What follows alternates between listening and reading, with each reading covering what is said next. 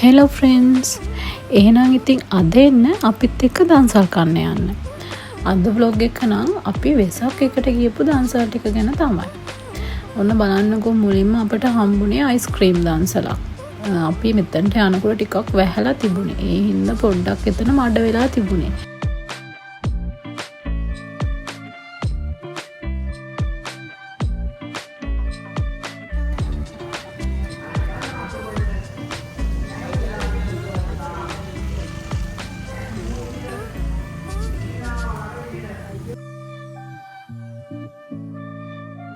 ඔන්න ඉතින් මාත් අයිස්ක්‍රීම් එකක් ගත්තා.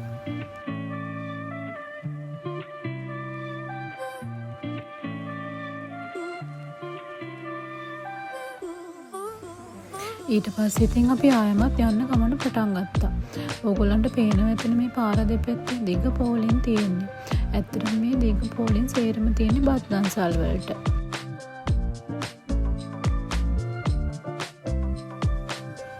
මේ වෙනකොට වෙලාව 12:00ට විතර වුණා. ඉතින් අපි රස්නෙත් එක්ක ගොඩක් තිබහින් හිටියේ. ඒ අතරේ අපට හම්බුණා බීම දන්සලක්.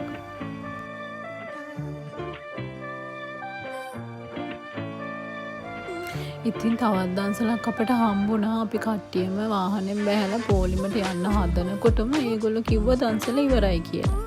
ඉතින් අපි හරිම දුකින් ආපහු ආවා. ඔන්න තවත් දන්සලක් අපට හම්බුණා. ඉතින් අපි හිතාගෙන ගියේ මෙතන තියෙන්නේ බෙලිමල් කියලා. මොකද අපි දැක්ක හැමෝම පොල් කටු වලින් මොනවද බොනවා. හැබැයි ඇත්තටම ගිහින් බලනකොට බෙලිමල් නෙවෙයි. එතන තිබුණේ සුප් දන්සල. ඉතින් ඕගොල්ලෝ තාමත් මගේ channel එක subscribe කරලා නැත්නම් channel එක ආතම subscribe කරලා මාත් එක්ක දිගටම එකතු වෙලා ඉන්න. ඕගොල්ලන්ට තවත් ලස්සන videos ගොඩාක් දිගටම මාත් එක්ක බලන්න පුළුවන්. ඒ වගේම තමයි ඔයාට මේ වීඩියෝ එක ගැන හිතන අදහස පහළ තියෙන කමෙන්ට් සෙක්ෂන් එකේ කමෙන්ට් කරන්නත් අමතක කරන්න එපා.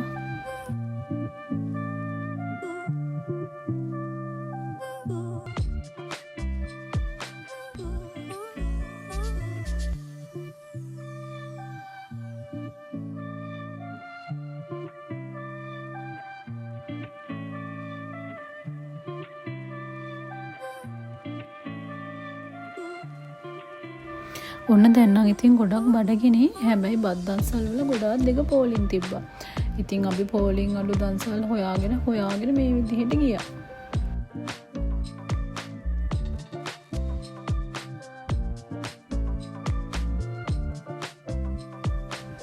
ඉතින් මේ විදිහට යන ගමන් අපි දැක්ක පාරායන පුංචි පළතුරු කඩයක් තියෙනවා. එතනින් අතර කරලා අපි කොමඩු ගෙඩියක් ගත්ත කන්න.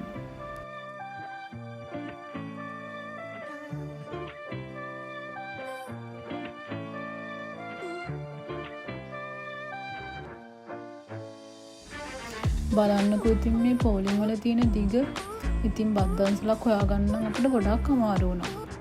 ඉතින් මේ හරියට වෙන්න නම් දන්සල් පොඩ්ඩක් අඩුයි. ඇත්තටම කට්ටිය කියපු විදිහට මේ ගොඩක් දන්සල් තියෙන පොසොන් කාලෙක තමයි. ඉතින් අපිට අද ගොඩක් දන්සල් හම්බුනේ නැහැ. බලමු, උත්සාහය අත්තරින්න හොඳ නෑ.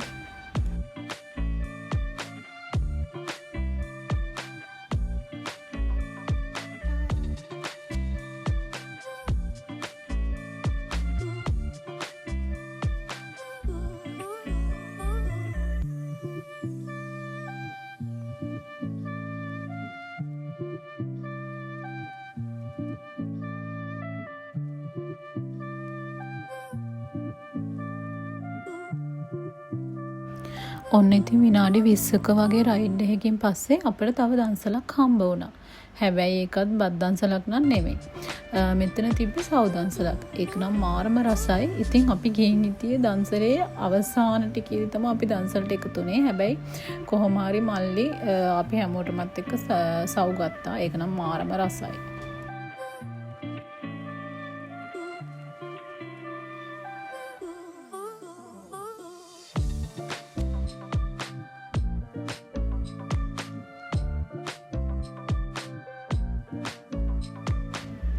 ඔන්න ඉතින් අපිට ඊළඟට හරිම රසවත් දන්සලක් තමයි හම්බුනේ. ඒකේ තිබුණේ මාළු පාන් ගෙඩියයි ඉඟුරු තේ එකයි. හැබැයි පොඩි ප්‍රශ්නයකට තිබ්බේ මෙතන පොලිම ගොඩාක් දෙගයි. ඒත් ඉතින් අපි හිතුවා පොලිම ඉක්මනට යයි කියලා. කොහොම හරි අපි පොලිමට ජොයින් වුණා. හැබැයි යාළුවනේ හරිම දුකයි ඔයගොල්ලන්ට කියන්න. අපි මෙතන පොලිමේ විනාඩි 15ක් විතර හිටියා. අපි දන්සල ගාවටම යනකොට ඔන්න මෙන්න තියලා දන්සල ඉවර වුණා. ඉතින් මොනවා කරන්නද? අපි ආපහු ආවා.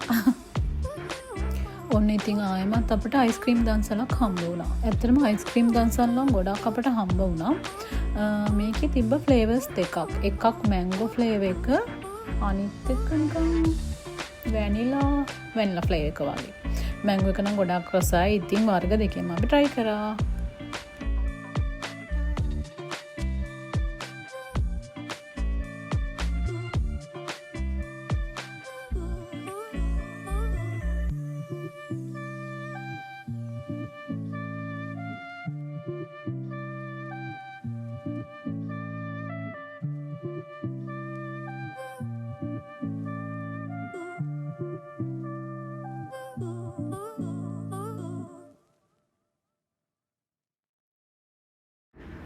ඉතින් බඩගින්නෙන් හිටපු අපට ඊළඟට හම්බුනේ ටිකක් වෙනස් දන්සලක්. ඒකේ තිබ්බේ රෝස් පාන් සමග සුප්. උන් ඉතින් ඒකටත් දිග පොලිමක් තිබ්බා. ඇත්තටම ෆස්ට් ටයිම් තමයි මම මේ විදිහට try කරේ රෝස් පානුයි සුප් එකයි. ඒක මාරම රසයක් තිබ්බා. මම හිතන්නේ බඩගින්න නිසාද දන්නේ නැහැ. කොහොම හරි මට මේක ගොඩක් රස දැනුණා. දැන් ඉතින් මේ අපි ආපහු යන්න තමයි ගයිස් හදන්නේ. ඇත්තටම මේ ඒරියා එකේ පොඩ්ඩක් දන්සල් අඩුයි.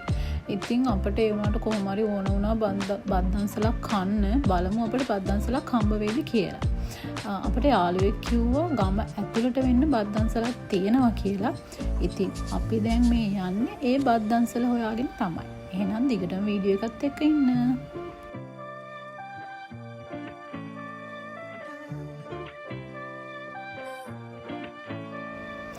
ෆයිනලි ඔන්න අපි බත් දන්සලක් හොයාගත්තා. ඇත්තටම මේකේ හොඳම කතාව කියන්නේ අපි මෙතෙන්ට එනකොට අපි හිතුවේ බත් දන්සල ඉවරයි කියලා. මොකද කවුරුත් එතන හිටියේ නැහැ. එතකොට තමයි අපිට දැනගන්න ලැබුණේ මේ බත් දන්සල ඕපන් කරපු ගම්ම තමයි අපි මෙතෙන්ට ආවේ කියලා.